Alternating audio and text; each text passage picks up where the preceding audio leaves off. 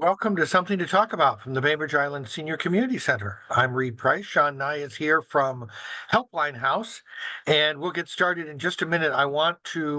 We're going to talk about child therapy program at Helpline that's available to you and your families.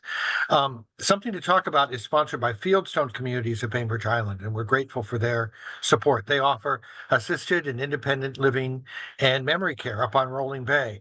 They also have day stay and respite programs. And if you would like to take a tour or learn more, you can look at their website, fieldstonecommunities.com, or schedule a tour, get a free lunch on them, 206-594-1010. Also, we, as is Helpline, live and work on the ancestral homeland of the Suquamish people, the people of the clear salt water. And we are grateful for their stewardship of these lands and waters since time immemorial. And we continue to learn from them. Shawn, thank you very much for joining us today. I'm very interested in the child therapy program. You're a social services specialist supervisor at Helpline, is that right? I am. I was recently made the social work supervisor in like May. I graduated and became a clinical social worker here. So I started as an intern and I did a bunch of case management. And then when I got my master's degree, I moved into this role. We started from scratch and it's like my baby program. So we are tailoring it and kind of figuring it out as we go, but it's been pretty great so far. I know that our friends at Bainbridge Youth Services do a lot of work with older kids with therapeutic support. Can you tell us a little bit about the genesis of this program and why Helpline decided to take it on? And we'll go from Yeah. there.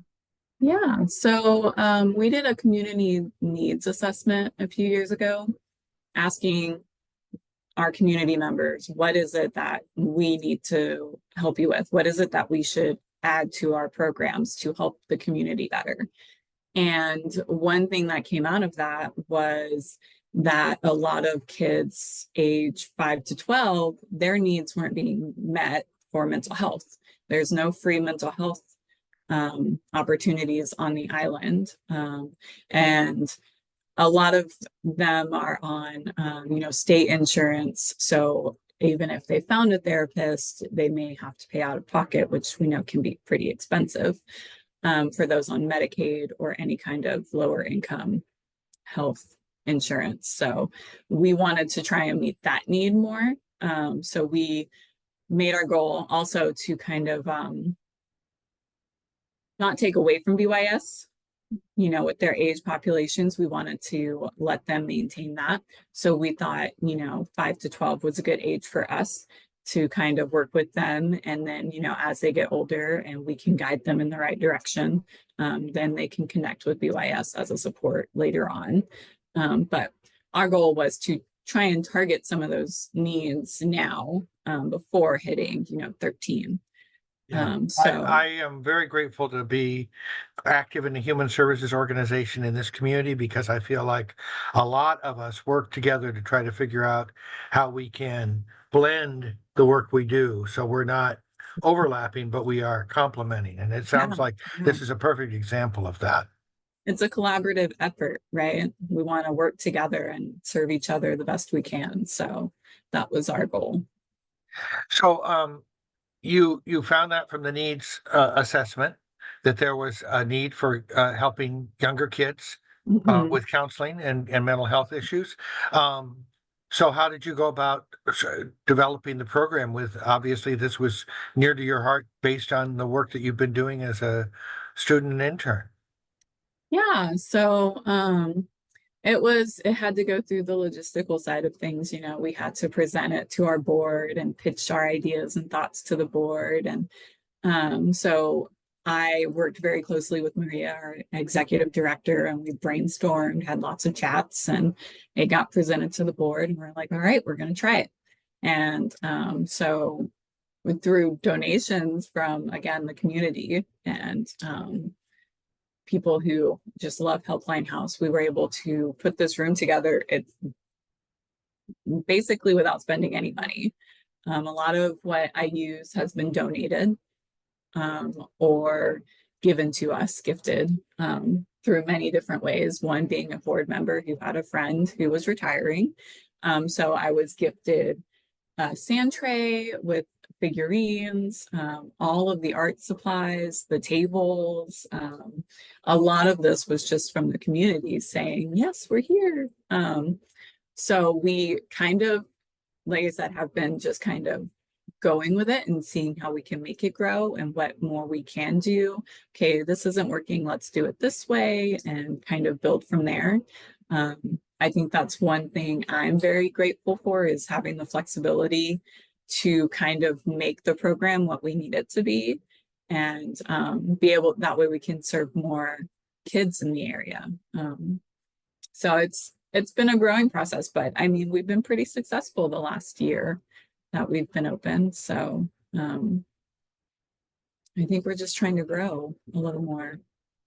So I noticed that the term that you use on your website is expressive therapy. Can you Mhm. describe a little bit about what that is, what that approach is that you use to help kids?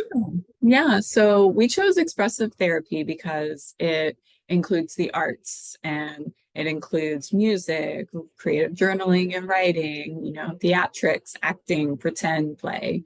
It gets kids moving and active, and we do a lot of art, a lot of painting, sculpting with clay, a lot of creativity in here.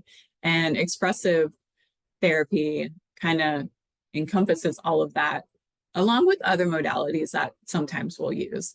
But it's overall because it can be very difficult for kids to communicate.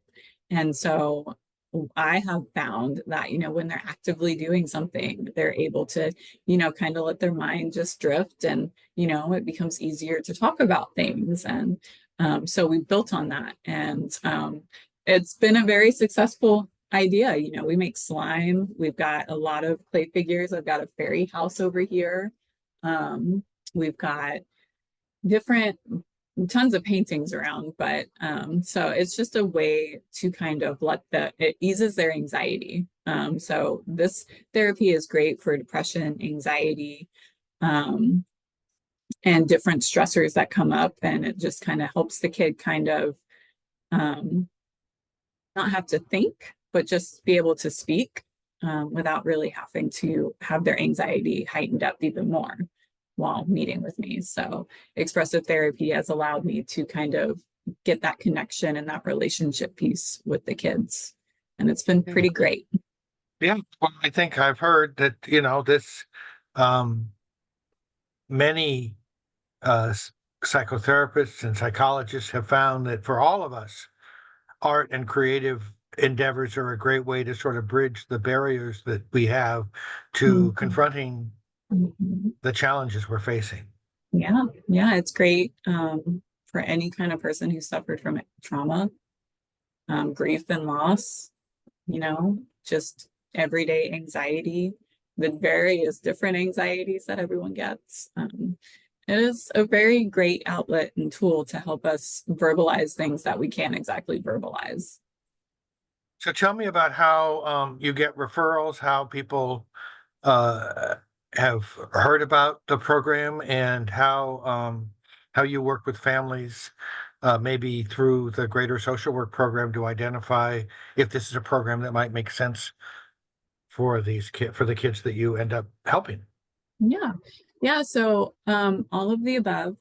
Um, we do a lot of in-house referrals. So our case managers or even our adult mental health therapist will refer a family to me if they think that they could use it. So there's that touch point. People can just call and get connected with me. They can email me directly on our brochure. It's got my contact information, so they can connect with me directly if they want to, by either phone or email. I get a lot of referrals through the schools. The school counselors have been super wonderful and helpful. They know they can refer to me. I've had the school social worker refer to me, and our volunteers have referred some people to me. So I think I don't know that I have a referral resource not available at the moment. That's So, great. but I really did want that direct contact piece too, because some people just want to ask questions and have like a little consultation before deciding if this is what they're looking for. So I have that capability also. It So seems to me like it might, I mean, although therapy and mental health services become more uh, common for many of us over the years, I'm sure there's still some either resistance or reticence to kind of figure out whether this is the right thing for the child in my care or somebody that I know about. yeah. So a lot of times, especially the first, if they do schedule, I will, we'll go through the intake and we'll have a consultation and we'll, if do you want to give this a try? If not, it's okay. I can connect them with someone else that may be better suited for them, or if for some reason they can't access here as easily, I'll just connect them with who can. But a lot of times we follow through and we go through it. And I don't think I've had too many that, it hasn't worked out. I've had a couple move away that it didn't work out for, but and that's another great thing is they can take a break if needed. Of course, as we all do with our own therapy. They'll take a break when they're like, okay, I feel pretty good right now, but they can also come back. So they can just connect with me again and say, hey, some stuff has come up. Can we, reestablish a good time to meet? And I'm able to do that, especially during summer and school and, everything coming back and forth. Yep, we're kind of at a key point in the year, aren't we? Yeah, For yeah, it's a re-entry for school and new teachers and yes. issues that you might have thought about. Anyway, a lot to have somebody there to talk to. That's great. Are there eligibility rules? Um, How Very few. We do ask that if you don't live on Bainbridge Island, that your child at least attends school on Bainbridge Island. I've had a couple of those, but that's kind of it. We don't bill insurance, so I won't ask for any financial information. Um, and that's kind of it. It's cost free. We sit down and we make a recurring schedule together. So it's very minimum on limitations. so can you tell me a little bit about what people mostly have when they have had questions for you, what they've asked about, not their personal lives, but just about the program and their like uh concerns or queries about sort of how you work and what the expectation is. Yeah. So during intake or consultation, we talk about that too, because I'm a pretty open book. I'll answer anyone's questions all the time. And one of it is, like, how does this work? What do they do? And my answer is always, I follow the lead of the child. So if, you want to sit on the floor and just chat, have coffee or what your hot chocolate, or snack, we'll do that. Or if they want to use play therapy, we have a dollhouse and the sand tray. And so I'll follow their lead and, okay, what's our story? And like, join in on that. I try to leave myself very open because each kid is different. Talk therapy doesn't work for everybody. And art therapy doesn't work for everybody. So I kind of have to take the time to really get to know what the child's going to respond best to and how we can interact better. Some respond to me asking questions and, asking specifically about their mental health, like, how is your self-care going this week? Or did you meet this goal that we talked about? And so it's kind of based on each kid's need. So I kind of leave myself open for that, but it's always the same answer. I'm going to follow the child's lead in our therapy sessions, and I will basically do whatever they want. And based on your experience, that's probably a good way to connect and grow together. Yes, yes. It's establishing that relationship, and that, when they come in here, they don't know me. And as a Right. child, that's intimidating. So I want it to be as least intimidating as possible. So it's like, let's get to know each other. What do you like to do? What do you want to do in here? Like, and I show them all the things, and I have no restrictions in here. It's like, maybe let's not play with the phone, but that's about it. Like, you can sit wherever you want, you can mess with whatever you want, and, we'll start to learn about each other and, build that trust. Well, that you were talking about earlier, you've curated the space so that it is safe. They Mhm. can go to the sand table Mhm. or Yeah, it's very vibrant, very welcoming. We've got bean bags and lots of color. So and we made slime. it. And slime. Who doesn't love slime? Is there anything that you would appreciate that the community can do to help support the work that you're doing? No, our community does so much um, overall as supporting Helpline House. Like, I have never been involved in such a community where it's like, what do you need? This is what we need. Okay, how do we get it? And the donations and all the food drives and everything that come through, it's so lovely. I don't know what we could do more. I don't know what I could ask the community for, So I you're pretty much you're funded out of general operating funds from the uh from Helpline and any grants or other support like that? um we've been dipping our toes in some grants recently, but I'm mostly through just the general operating funds. As a nonprofit director, I can say that grants often are challenging because they often want to start something new Mhm. or they're looking for a single period of time when they can support something. And obviously, the work you do continues Yes, year after year, month after month. yes. So, but I mean, the donations we receive here overall too, we make it work. Like, um, we've been able to do a really great job at making the funds we have for this program last, and I'm able to stay in my little pot every month when I need to purchase supplies and stuff. And if there's a training I want to do, so we make it work. But grants are a whole new thing for me. I am, for one, not a very good grant writer for everyone out there. I'll do my best, but you got to put the words right. So I see that on the website of helplinehouse.org, there's a child therapy breakdown, and you can find out more. The brochure that you were talking about earlier is mentioned there, and your email is also on that webpage. Yes, and there's a printable PDF there for the brochure as well, which has been super helpful for the schools or any other community partners that needed to access it. Well, I have learned a lot in this little conversation. I don't know if there's anything else you want to leave us with, but thank you. Yeah, no, thank you. It's really lovely to be on here. I think this is great. I hope, if anyone has further questions, like I said, I'm an open book. I'm willing to answer and do the best of my ability to connect with everyone.